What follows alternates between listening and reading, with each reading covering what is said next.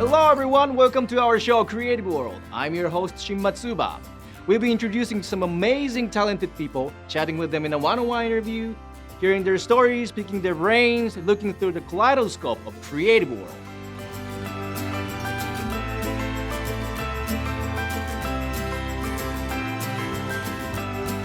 Today's Creative World is music.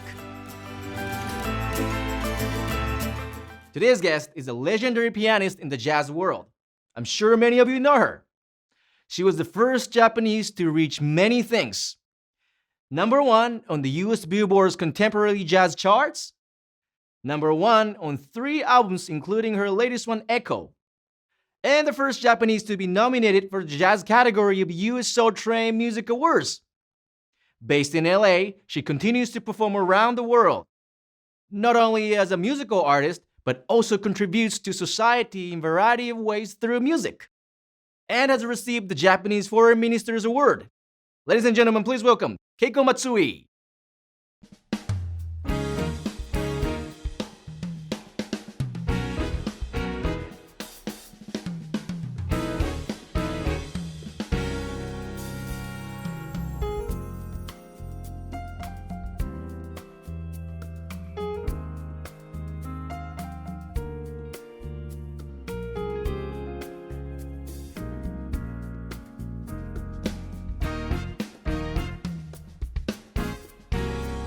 Hello, Keiko. Thank you very much for joining us from Tokyo. Hi, everyone. I'm very happy to be here. Nice to meet you all. So, what led you to start playing piano? Around 5 years old, in Japan, kind of common. Parents want the child to take some lessons. And my mother is a traditional Japanese dance teacher, so she wanted to take me to do that. But I didn't show any interest. So she took me to the classical piano lessons. That's the beginning. So, in 2001, the album Deep Blue became number 1 on the contemporary jazz Billboard charts in the US. I think that was the first ever such achievement for a Japanese artist. How did you feel at the time? Well, that was a very exciting news. And I collected the Billboard chart, actual one. And my tour becoming bigger and longer and expand to many different places and also in different countries. So you have performed with many world-renowned artists such as Chaka Khan, Philip Bailey from Earth, Wind & Fire, and the legendary jazz artists Bob James. What was it like to perform with those great artists? It was a great honor and fun experiences. And when we tour together, we spend lots of time on stage and off stage. And I noticed that each one of them are great artists on stage, but off stage, very charming character, and we had a great time together. And when I recorded forehand composition of Bob James, I learned that similarity to the legendary Bob, and also I found my originality more. And some composition is we need to nail the chart. We need to play at one piano and nail the chart, and some part is like improvisation. So it was a great conversation between Bob and me, and we had an opportunity to do Japan tour. That was a great experience. Wow. And what concerts have had the greatest impact on you? Wow.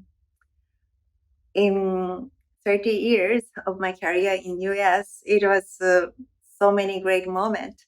But the first thing that comes to my mind is I did special guest appearance for United States Air Force Orchestra.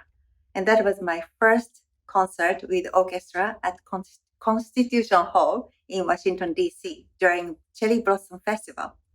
And started with the national anthem, and then I dedicated my music with orchestra.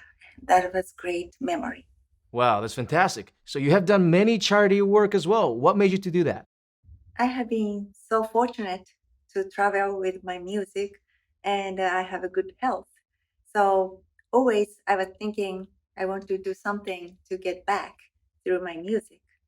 And in US, I had many opportunities approached by the organization. And when National Maradona Program and A3M approached me, and they told me that they need more donors for minorities. And I'm Japanese, I'm one of the minority, and I felt this is very important cause. So I dedicated my tour for this cause. Also, I lost my elementary school friend by breast cancer. And I learned that early detection is very important. So I did a campaign tour for breast cancer awareness. And when I had a concert in South Africa, I visited Soweto, and I met many kids who lives there, and who lost their parents by civil war or AIDS. And I wanted to do something for them too. And then I found the opportunity. UN approached me, and I did some campaign tour and dedicated the song for against hunger in Africa. And I really hope that I can do these things more. So I am going to South America, and I started charity work for children, and I really looking forward to new event for that. You have produced 28 albums so far since debuting in the US. What kind of changes have you experienced since your first two albums? For me, melody is important. So the progress of composing part is same from the beginning. I spend lots of time to catch the melodies and then create whole album.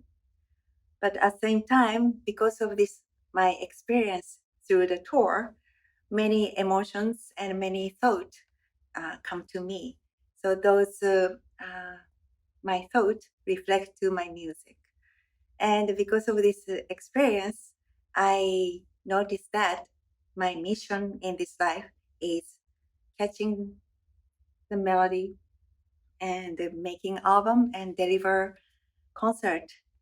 And at the concert, always I feel very fortunate because music connects us beyond the culture, religion, or the differences, and we can feel oneness. So I would like to create more this kind of happy time on this planet. So, how have your fans reacted to your latest music? And do you think your fan base has changed much over time? With my latest album, Echo, again, Echo made #1 on the Billboard Contemporary Jazz chart. And I was so happy and grateful because my fans waited for that album, and I received many great comments. I'm so grateful. And when I started my concert in LA in '87, that was at a small club in Santa Monica. And then gradually I started perform at the concert theater and in many different countries too. And now I find sometimes 4 generations in the audience. Sometimes kids bought the tickets for parents' anniversary or Mother's Day or Father's Day. Or last time I met the boy who were listening to my music with the family, but first time he bought the tickets, and after school he came to my show by using bus, and that was great meeting too. And so happy to find out that my music has been living with someone else's life. So I'm so grateful. Thank you for your support. So, tell us about some interesting incidents you've experienced while touring. Also, have you found any differences in how audiences react to your music in different countries?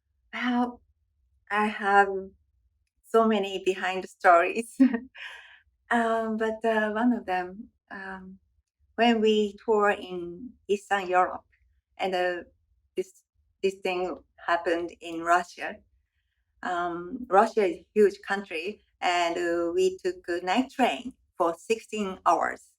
And before the Sochi station, we had to take off. And my production team, my band member, and I was already at the platform, but my production team were still on the train, and they're unloading our gear and a suitcase and gear, and then train started to moving, and then became faster and faster. So we scream like, "Stop! Stop! Please stop!" But still, train is moving, so they had to jump off from the train. That was scary, but at the end, we all good, and we could do show that night. Oh, audience reaction is so different in different countries. Like South Africa, first concert, I was performing at Outside Festival, and 20,000 people were there, and I was playing instrumental song, but I heard they're singing, and what they're singing, and then they're singing along to my melody by humming or put my name. They call me Kika, Kika Matsui. So Kika Matsui. They're singing to the melody, and that was interesting, but fun surprise. And in Russia, it's like a classical concert hall. And after first song, I bow, and then they applause, and bravo, brava, brava, and applause, and this applause doesn't stop. And it's like an encore, and I couldn't start speaking, but that was great surprise. Their passion towards the music shows that really they don't stop clapping. That was a surprise. And in Azerbaijan, first concert, when I visited there, and then promoter asked me to play one particular song, and I didn't know that this particular song is famous in that country, but because of Russia, Ukraine, all these area, this song became the theme for the TV drama, so everybody knew. And when I performed that song at the encore, I hit the first notes, and then they scream. And that was great surprise. So there are many happy and special memory in my life. Thank you. 2020 was a crazy year for all of us. And what kind of activities are you currently working on? Under the current circumstances, I had lots of time to stay home without touring, and that made me to think more and also rest more. And now I'm considering to create new album, and my thought and prayer will be reflecting to this album. And looking forward 3 or even 5 years from now, where do you see yourself? What are your future plans? Well, I hope that I can travel safely, so I'd love to deliver more concerts and orchestra show too. And also, I'm thinking about some cultural event with music and art, many different genre, and we put all our heart together into this special event. I'd love to do in many parts of the world. That would be great. What do you think is necessary to succeed internationally? I think keeping your originality is very important, and also be positive and moving forward with your passion and your heart. One last question. The title of the show is Creative World. So what does the word creative mean to you? What is your own interpretation for the word creative?